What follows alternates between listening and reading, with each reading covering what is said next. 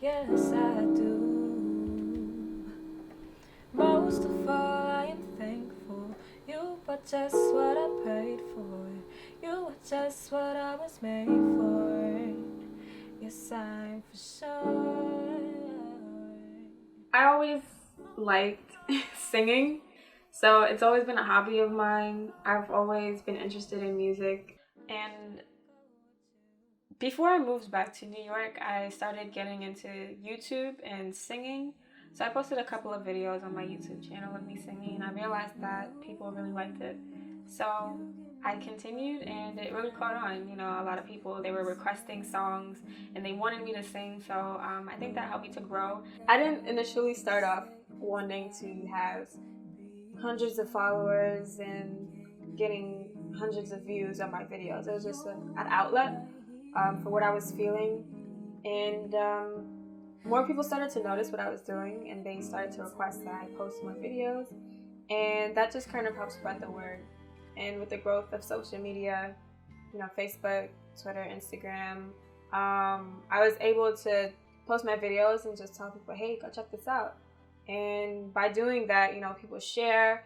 And sometimes I get people who I've never seen before in my life who don't even know me, but they recognize me from my videos and they say, oh yeah, you're the girl who plays the piano and sings. And I'm like, yeah, that's me. And it's it's interesting because it almost makes me feel like a celebrity, but I know I'm not. But it's a humbling experience. It's good to know that people support you, even people you don't know.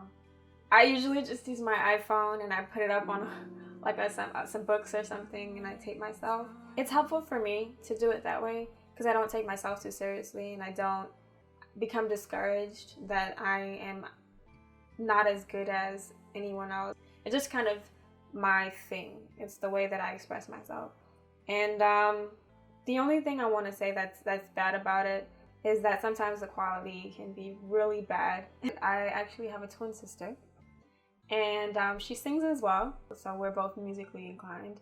But I think being able to have someone as a support system along the way who knew, you know, what it felt like to learn how to play an instrument and to kind of mold yourself into being a better singer. Some people live for the power, yes, and some people live just to live. Once I got to middle school, my father made it necessary that we learned how to play some type of instrument. So my sister and I both started to learn how to play the violin, and that's the first instrument I learned how to play. Then my father bought us a piano for Christmas, and I was so intrigued by it. I just started learning how to play songs based on tutorials that people would post, and I got pretty good at that.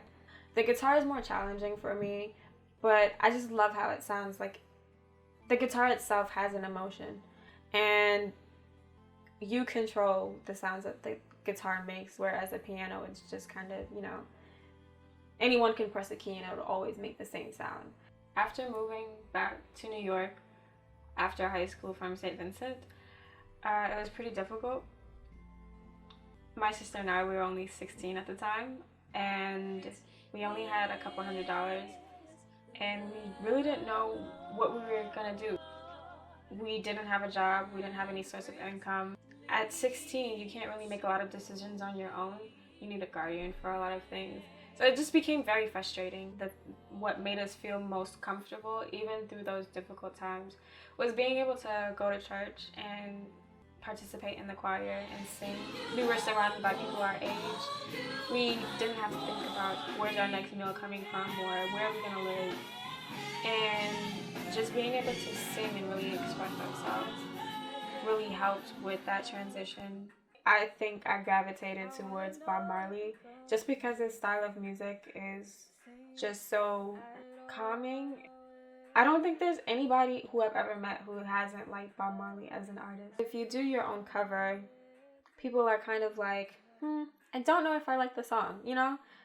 When they hear something that they know they like, they're more willing to give you a critique based on, you know, how you made the song sound. But when they've heard a new sound and you singing it, they haven't had the opportunity to really critique you against something else.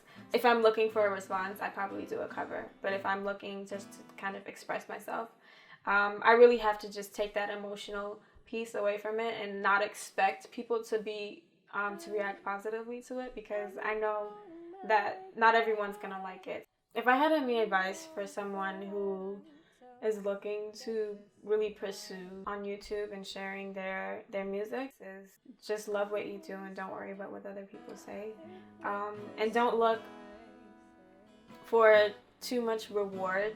Find the reward in just being able to do what you love to do.